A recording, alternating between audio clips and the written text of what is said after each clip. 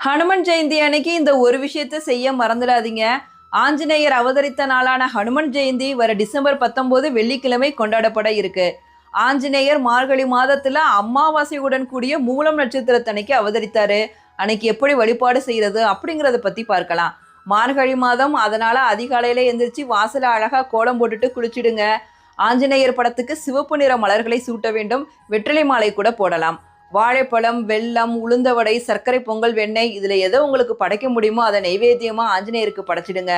அன்னைக்கு சொல்ல வேண்டிய எளிமையான சக்தி வாய்ந்த மந்திரம் ஓம் ஹனுமதே நம. இதை 108 தடவை இல்லாட்டி 1008 தடவை உச்சரிக்கலாம். அதுக்கப்புறம் சுந்தரகாண்டம், ஹனுமன் சலிசா இது எல்லாம் பாராயணம் பண்ணிங்கன்னா அதிகமான பலனை தரும். ஹனுமன் ஜெயந்தி அன்னைக்கு இந்த ஒரு விஷயத்தை மறந்துடாதீங்க. அதுதான் ராமநாமம். ராமநாமம் எங்கெல்லாம் உச்சரிக்கப்படுகிறதோ அங்கெல்லாம் ஆஞ்சநேயர் கட்டாயம் இருப்பாரு. அதனால ராமநாமத்தை ஆஞ்சநேயர் ஜெயந்தி அன்னைக்கு உங்களால எவ்வளவு தடவை உச்சரிக்க